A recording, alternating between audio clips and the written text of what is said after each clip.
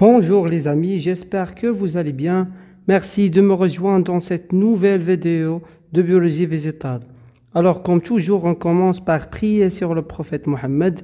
Fallahumma salli ala Muhammad wa ala alihi wa sahbihi wa sallim taslima. Alors la vidéo d'aujourd'hui, ce sera une très simple vidéo dans laquelle je vais vous donner rapidement et tout simplement une vision générale sur le groupe des talophytes. On commence par une simple introduction, puis une définition et on se termine par la classification.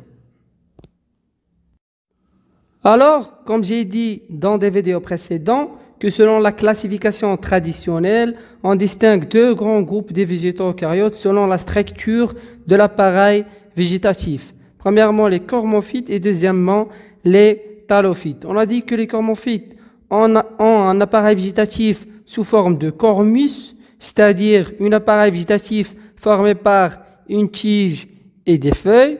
On peut ajouter dans certains cas les racines. Et les talophytes ont un appareil végétatif sous forme d'un thalle. C'est ce qu'on va traiter aujourd'hui. Donc aujourd'hui, on va traiter le groupe des talophytes. Alors, pour la définition, donc les talophytes sont des végétaux eucaryotes, c'est-à-dire des végétaux dont les cellules sont formées par des noyaux et différents organettes cellulaires. Ensuite, les talophytes sont des végétaux inférieurs. On va voir comment et pourquoi. Par contre, les cormophytes sont des végétaux supérieurs, puisque les talophytes sont les moins évolués et les cormophytes sont les plus évolués. Alors, leur appareil végétatif, c'est-à-dire l'appareil végétatif des talophytes, est sous forme de thalle. Et voici qu'est-ce que ça veut dire un thalle.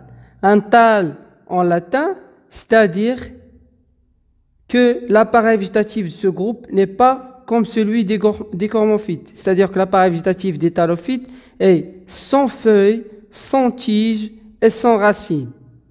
D'une autre manière, on peut noter que les talophytes sont formés par des tissus indifférenciés. Il n'y a pas de différenciation cellulaire chez les talophytes. On peut ajouter aussi que ce sont des végétaux non vasculaires, pas de vascularisation, c'est-à-dire pas de vaisseau conducteur, c'est normal, puisque j'ai dit tout à l'heure qu'il n'y a pas de différenciation cellulaire, donc il n'y a pas de tissus qui vont être spécialisés pour devenir des vaisseaux conducteurs. Donc vous notez, les talophytes sont des végétaux non vasculaires et ce sont des végétaux indifférenciés, ce sont des végétaux eucaryotes. Et leur appareil végétatif n'est pas formé par une tige et par des feuilles. Donc pas de tige, pas de feuilles, pas de racines. Un appareil végétatif très simple sous forme d'un thalle. On peut ajouter aussi que les talophytes sont des cryptogames, crypto c'est-à-dire caché et game c'est-à-dire l'appareil reproducteur. Donc les talophytes sont des cryptogames, c'est-à-dire des espèces ou bien des plantes qui ont l'appareil végétatif et l'appareil reproducteur est caché. Donc cryptogame.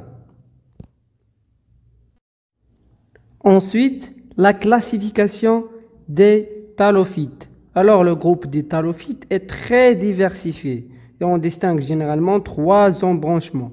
L'embranchement des algues, les champignons et dernièrement les lichens. Alors premièrement, les algues. Les algues ou les phycophytes sont des végétaux talophytes eucaryotes, autotrophes, et sont très diversifiés puisqu'il y en a les algues unicellulaires et les algues pluricellulaires. Et les algues sont classées en fonction de la couleur des pigments. Il y a les algues bleues, les algues rouges et les algues vertes. Et dernièrement, les algues brunes. J'ai déjà traité ce groupe des algues.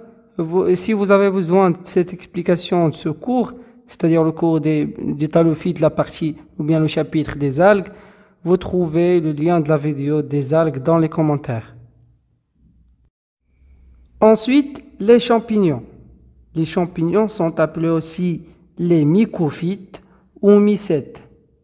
les champignons sont des végétaux eucaryotes, mais cette fois-ci sont des hétérotrophes, c'est-à-dire pas de chloroplaste et sans pigments photosynthétiques. C'est-à-dire que les champignons ne sont pas capables de faire la photosynthèse et par conséquent ne sont pas capables de fabriquer leur matière organique. Et on va voir comment se nourrit les champignons lorsqu'on va traiter une vidéo sur le chapitre des champignons. Comme j'ai dit tout à l'heure que cette vidéo est une simple vidéo informative dans laquelle je vais vous donner une vision générale sur ce groupe. Donc je ne vais pas entrer dans les détails et on continue. Et dernièrement, les lichens. Les lichens sont des végétaux eucaryotes, autotrophes et symbiotiques. Pour simplifier les choses, vous notez que les lichens sont une association entre champignons et algues. C'est ça, qu'est-ce que ça veut dire les lichens? Donc vous notez les lichens égale à algues plus champignons. Une relation symbiotique, une relation bénéfice pour les deux. C'est-à-dire bénéfice pour les algues et bénéfice pour les champignons. On va voir tout ça en détail lorsque je vais traiter la partie des lichens.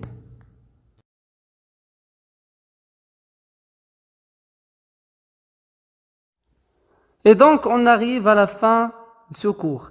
Alors, comme j'ai dit tout à l'heure, que cette vidéo, ce sera une très simple vidéo dans le but de vous donner une vision générale sur le groupe des Thalophytes. Donc, afin de maintenir l'approche que nous avons adoptée depuis le début de la série de cours de biologie végétale, je vais m'arrêter ici et je vais faire une vidéo bien détaillée pour chaque embranchement. Et j'ai déjà commencé, j'ai déjà publié le cours des algues et il me reste seulement le cours des champignons et le cours des lichens. Je vais en train de faire le cours des champignons et donc merci pour votre attention. Si vous avez des questions, posez-le dans les commentaires et n'hésitez pas de cliquer sur like, subscribe.